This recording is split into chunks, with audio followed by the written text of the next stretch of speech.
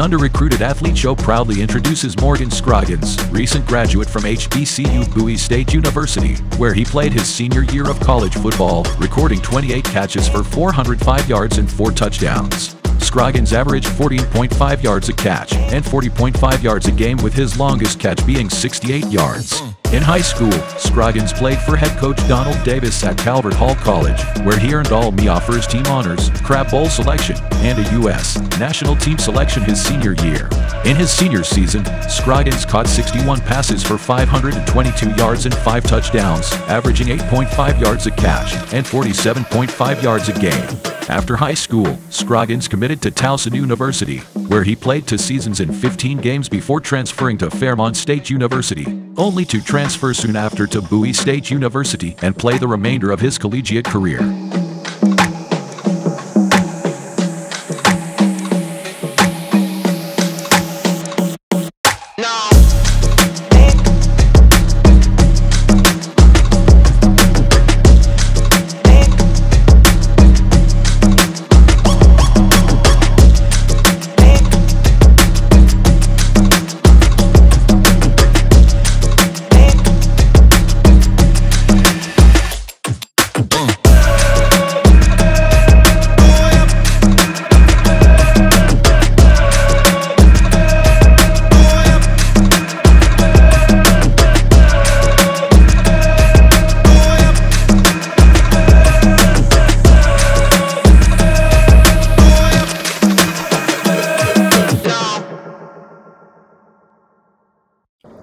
Well, hello everyone, and welcome back to the Under-Recruited Athlete Football Podcast Show. I am so excited because now we are going in a different direction while still keeping along of our guidelines and our values. We just want to give most of our athletes an insight to what it's like as a college football player and how they can grow from there even when they leave college. And I'm so excited because I have someone from my alma mater, Bowie State University, of course, Mr. Morgan Scroggins.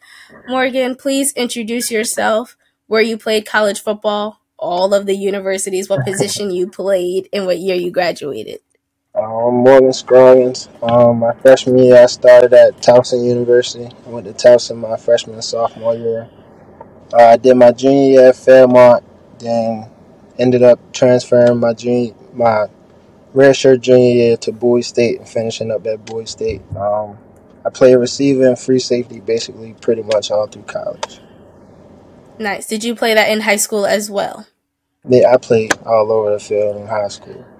Got it. Can you give a little insight as to what the recruiting process or picking what school you wanted to play football at was like?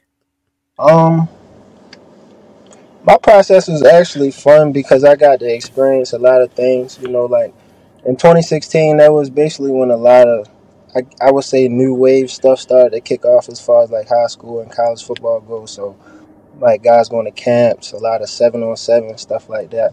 So I was able to do a lot of those things, you know, coming up through high school, being able to get all types of exposure around the country since I was young, really. So the beginning of the process was pretty much fun until it got down, I guess you could say, to the business side. Things got a little bit more antsy. You really got to sit down with yourself and with your family and just discuss how different visits go, how the different fields go. As a cheat code, I can say this, though. I know as a young guy, just listening to different coaches talk to you and stuff like that, or having different relationships from your rec coaches and your high school coaches, you would look for that, you know, from your college coaches. And that's one mistake that I know a lot of guys can make, because you got to understand that at that level, it's more so a business. Like, those guys are getting paid to bring different guys in. You know, it's different from just like, oh, I know him, so I'm going to bring him to my school and he can play for me. So just realizing that, stepping into the business side of it, you know, you just had to buckle down and see what place really fits you well. Towson recruited me heavy. I was receiving handwritten letters from like the entire coaching staff, probably my entire senior year. So they did a good job making it feel like home. And yeah, once you get there, it's just work time. Do you remember or know how many schools you had to choose from back then? I think I had 4 official offers. I had Towson, Buffalo, Youngstown State, and Northern Illinois. Nice. So that's not too bad of a decision. Yeah. I'm over here stressed out because my brother has, I think, 7 or 8, I think. And yeah, I want no parts of that decision. All you need is one, All you need is one. All you need is one. Can you tell us about the difference between going from Towson's division to Bowie's division? The main thing I would say the difference is like the structure of the programs. Of course, higher programs have more money, so they're able to pay better quality coaches and stuff like that. Yeah, I would just say the all around structure of the programs is just the biggest difference. You're gonna have talented guys at Division I. You're gonna have super talented guys at Division II. It's just about the atmosphere and the structure of the team and where they at. Now, because Bowie State is an HBCU, would you say the atmosphere is more family-like?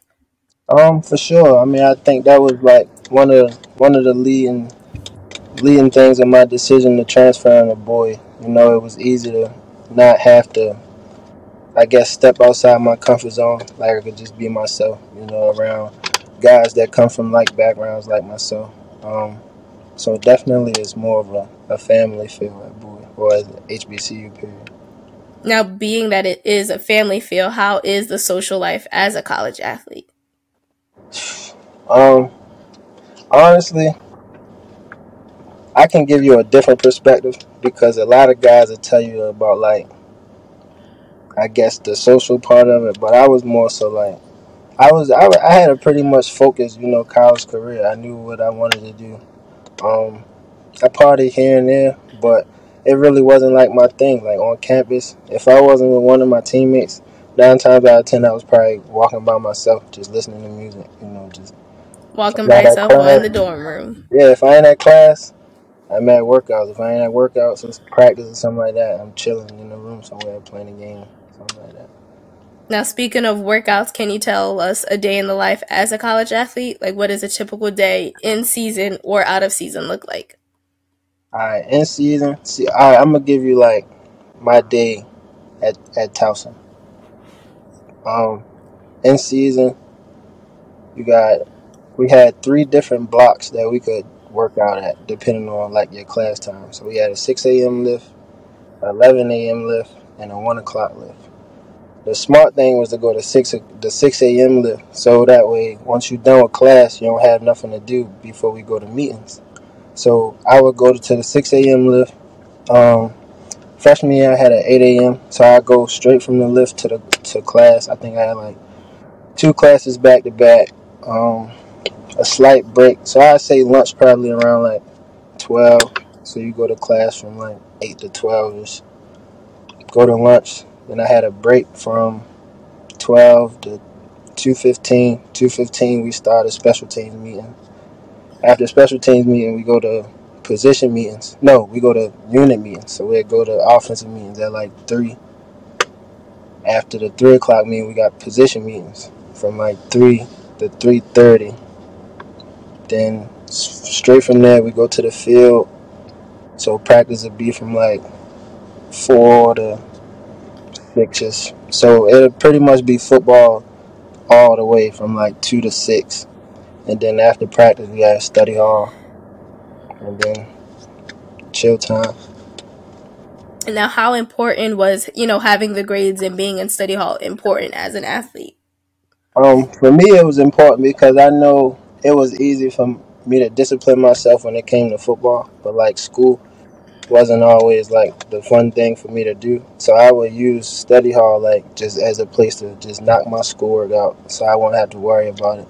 Because coaches hate people that's not eligible in the classroom, you know what I'm saying? It's almost on the same plane as being injured to a coach. It's like you're almost useless, you know what I'm saying? So I just made sure that at Towson it was mandatory that we got 6 hours a week as a freshman and a sophomore. So like I would just use that time early in the day to just knock it out or go in there for a couple hours after practice just to knock some homework out, because I know once I go to the dorm, it's not happening. No, that's smart. Yeah, Would you say that, always being in study hall and getting those grades are expectations for first-year athletes in college? Um, it's really depending on where you at, honestly.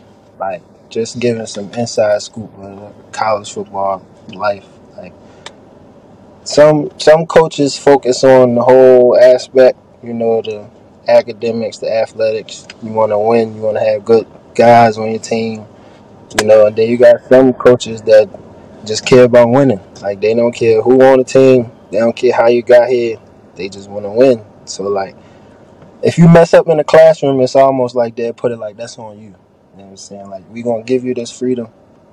It's really like a two-way side. You'll call it like a lack of structure, but then it's like, I'm giving you the choice to be a man. Like, you know what you got to do. You know what I'm saying? I'm not going to harp on nothing but what I got going on, which is football. So if you mess up in the classroom, then you mess up football, there's nothing I can do for you. So like you got coaches that kind of take it different ways, but ultimately it's important because you academically ineligible and you're not playing. So All right, school got to come first. fact. Now, out of all of your coaches that you've had, is there any particular one that's more memorable than the other? In college, just Mm-hmm. in college. Um, jeez. I guess I could go with a coach from Towson and Bowie. Towson, Coach Donatelli was like my guy. You know what I'm saying? He was the coach that recruited me, one. And two, he was just like the one coach that I know I could go to confident, like, and everything would be confidential. You know what I'm saying? Like, nothing get out. It'd just be me and him talking. We sit down, it'd just be us two. At Bowie, I would say Coach Nemo. When I transferred, and I actually didn't even get a chance to like play with him because I had to redshirt my first year there. But I would say he's probably the best position coach I had, like in college, through college for sure. Even going from Division I down to Division II, like he was by far the best position coach I had. Now, all these young athletes, all they care about is, oh, I'm going to be D1. I got to be D1. There ain't no D2. D2's crap. No. Would you suggest going to D2? Because you can still get far there. I'm gonna suggest going wherever the situation is best for you. Okay. Because sometimes that's Division I, sometimes that's Division II, sometimes that's jumping between divisions. Like, everybody's situation is really different.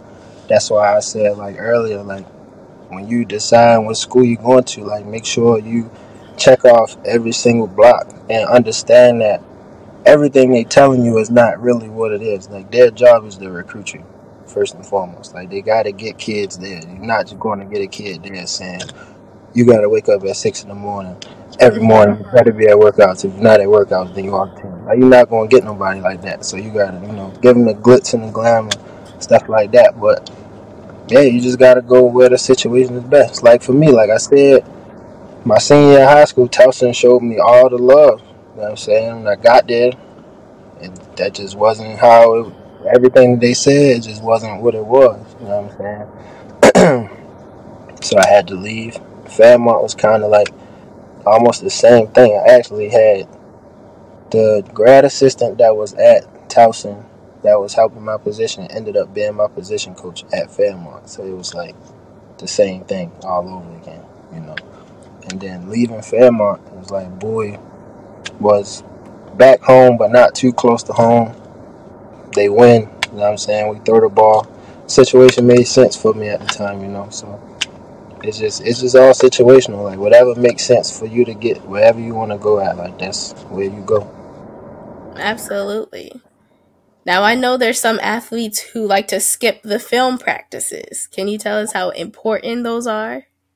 I mean, if you skip the film practice, just don't expect to know what's going on when you get out there Saturday. Like, you could be a baller. There's some guys that's just a baller, but even those ballers going to run into those moments in the game where it's like, oh, I ain't see this coming. When, like, if you'd have studied the film, then you'd have been all the way up here. Like, film is really what take a good player to a great player. Like, if you get out there and you know what's going on before things happen, and you can react faster than the other guy, you gonna win. You know what I'm saying? Y'all got that? If you Y'all got guessing, that? if you guessing, now the guy got the upper hand. He might not even be more skillful than you. but he know what's going on, so he don't got to take the time to think. He just reacting. You just sitting there thinking. So like film is definitely one of those things that take your game from good to great. If you want to be a good player, a great player, watch that film. For sure. Study Now your opponent. you always talk about your senior year in high school. Can you tell us which high school you went to? I went to Calvert Hall in Maryland. Calvert Hall in Maryland. Can you tell us about your journey from freshman year in high school? I know that's a while ago, but Freshman year in high school, I ain't gonna lie. High school was really a blast for me up until senior year. Like everything was. I actually came in to high school with the Youngstown State offer and the Northern Illinois offer. So like I ain't have too much trouble, like finding my way on the team and stuff like that. But it still took work. Like I didn't go to one of those schools where I was necessarily the guy. You know what I'm saying?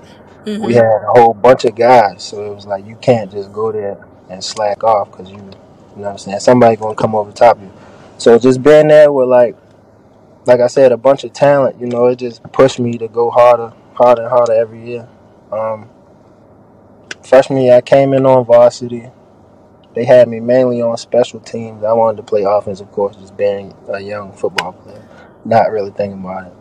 So I went down to JV for all the in-conference games. Sophomore year started from sophomore year on. We had pretty good seasons. Senior year was where it got a little rocky. I tore my meniscus preseason. So, like coming into the season, I probably shouldn't have played like the first 5 games, but of course, being young again, and I played all of the games. Didn't have the quarterback I wanted, so it was just live rocky. I ended up just playing the rest of my senior year on defense. Like I didn't even want to play offense. Yeah, that was pretty much high school. It was a blast up until senior year though. Like we had a bunch of talent. A couple guys that came through there playing in the NFL right now. Lawrence Cajun. Kenji Bahar was my quarterback. He started for the Houston Gamblers, the USFL team. Like I could go on and on. Like the list go on. So like yeah, high school was a blast for sure. Now for any current high school seniors who may be injured, or what if an injury does happen in their time, do you have any advice for them as far as to get deals and offers off of that? Just keep your head down and take rehab serious. Like it's a step-by-step process whenever you get injured. But like you said, senior years, stuff like that, like that's serious times. But you can't really harp on all the things that's going wrong because time is going to go like that. The summer is only 2 months, so it's like if you get hurt at the end of the season, like you only got those 6 months to really get your body back where you needed to be. So once the end of the summertime hit, you can be ready for camp or at least close. But if you spend like that time, like oh man, I don't know what I'm gonna do, you just wasting time. Because at the end of the day, you gotta rehab. If you come back half ready, now you're not gonna play. You're gonna redshirt your first year off the rip because you hurt. You ain't take the time to rehab.